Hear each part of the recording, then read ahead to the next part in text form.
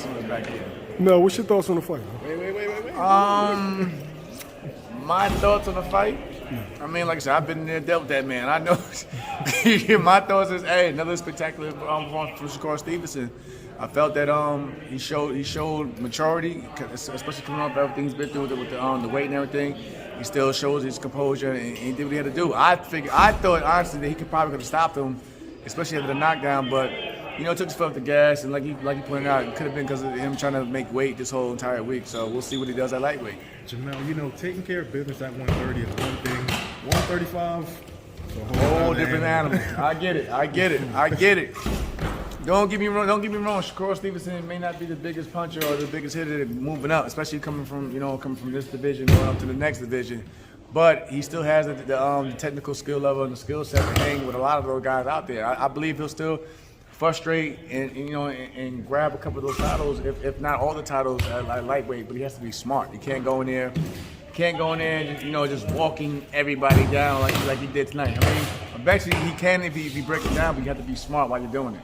So you think his skill set will get him by? Oh yeah, definitely. I mean, and his defensive skills. I mean, listen, if you can't hit something, it doesn't matter how big, how strong you are. If you can't land, a solid clean shot on him, it doesn't really matter how big a puncher you are up there.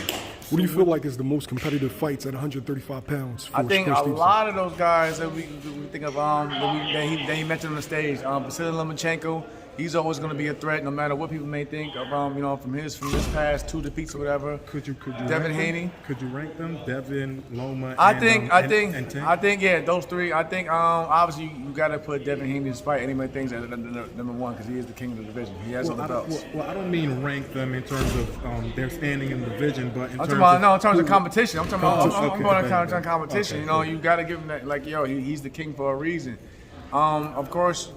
I'll probably go back and forth with the debate between Lomachenko and Gervonta Davis, mainly because though people can complain about Gervonta Davis's past opposition, Tank is still a sharp, strong fighter, and he's more than just power. He actually has technical boxing skills as well.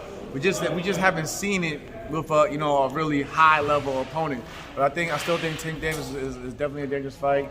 And then I'll also probably put down if I'm going to have Tank and Lomachenko at 2, I probably have to give 3 to Ryan Garcia.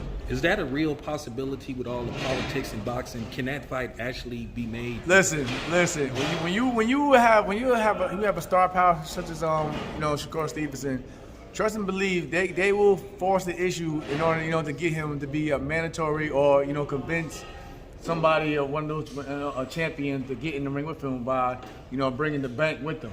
You know what I mean? So it's a possibility, but money talks, and money talks. Both Ryan